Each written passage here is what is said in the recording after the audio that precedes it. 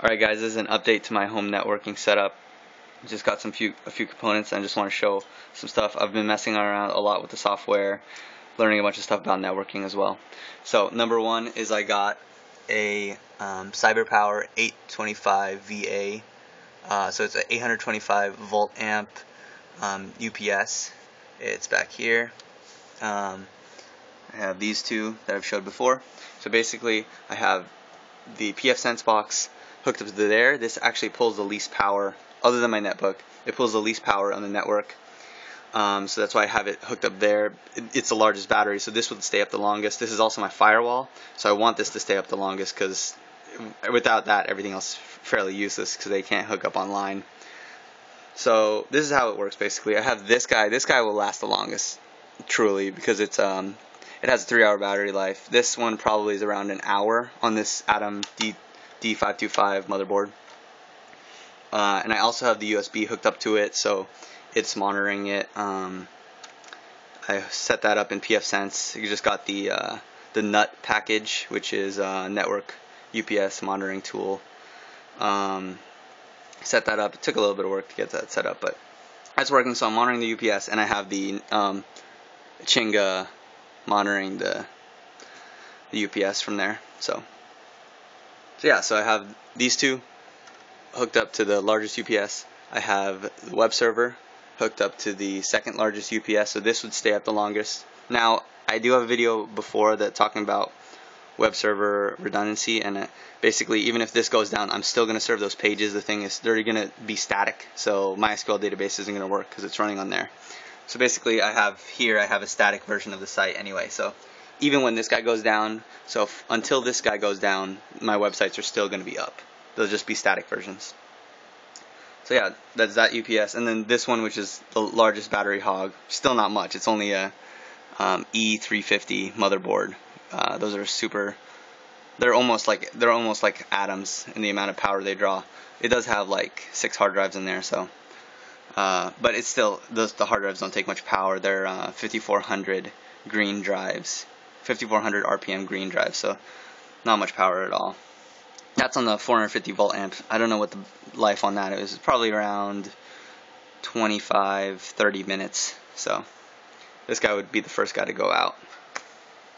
Anyway, so that's my battery setup so far. Well, that's probably what I'm going to do for now.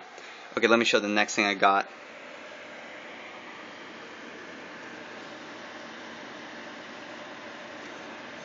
So if you look closely, there are 2 Ethernets built into the motherboard. This is a Supermicro D525 motherboard. So it has an Atom D525 processor, which is the fastest Atom processor. It has 2 Intel NICs built in, so that's why the reason I got it was the 2 Intel NICs built in. So Intel NICs are the best on FreeBSD. So it takes the least CPU to run those, to move packets across it. And then I also got, so what I actually got recently was the was a PCI x4 NIC, which has 2 Intel ports in it. So it's a gigabit as well. So what I'm doing is now I have one in, one of the Intel NICs is coming in from the WAN. I have one going out to this switch for the rest of the main network. I have one going out to this server, so that even if this switch goes out, this server stays up because this has the longest battery life, remember? And it's the monitoring server, so I want it to stay up. And the website backups, so it'll keep the website up. And then the 4th NIC is going off to here, this power over Ethernet adapter, and then this Ethernet cord, which goes out, if you follow that throughout my house, it goes to the Cisco wireless access point. Okay, so what I'm doing with those is this guy, which is where most people are connecting, is a VLAN that cannot. I just set up a pfSense rule that says those guys cannot connect to anybody else on the network. Basically, they have their own subnet, and they can't see the other subnets at all. They can't even ping them. So they're completely isolated. They can get to that stuff if they go through the WAN, but you could do that from anywhere in the world. So basically, they're isolated from the internal network.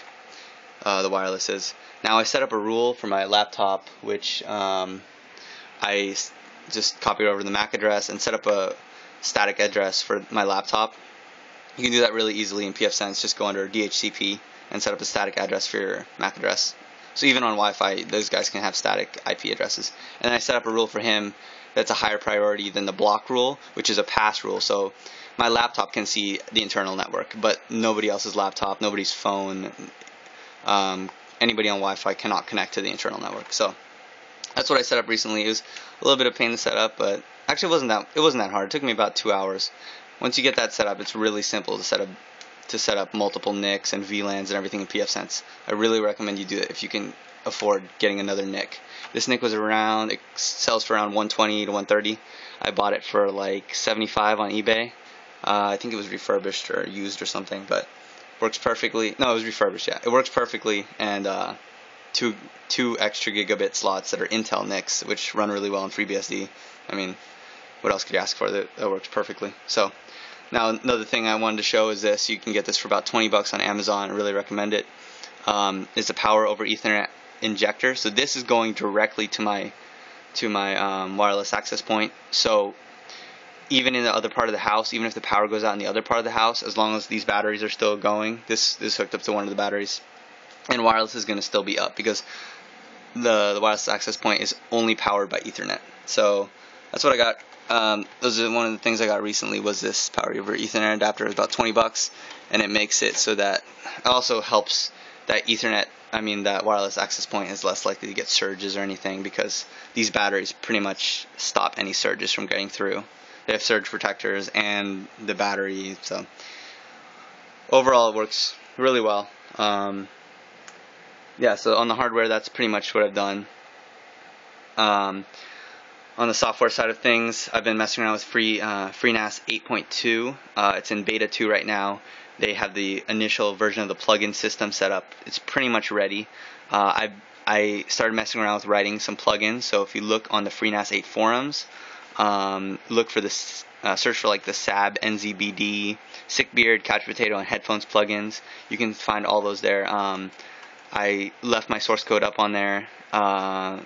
Basically, you just need to try to install that, and you can play around with it. I still need to mess around with the some of the Python stuff to get it working in the GUI well, but it's 90 to 95% there, so that basically you won't even need the command line to install those Usenet programs.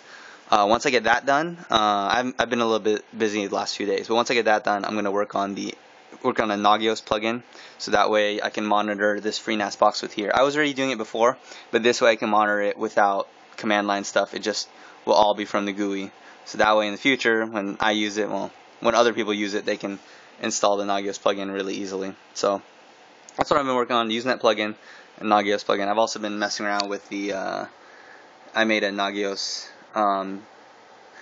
like script for this that checks the battery life, because I want to be able to monitor the battery life and get email reports and stuff if this loses battery, and tells me when it's going to go down and stuff. So yeah, I've been messing around with software a bit too.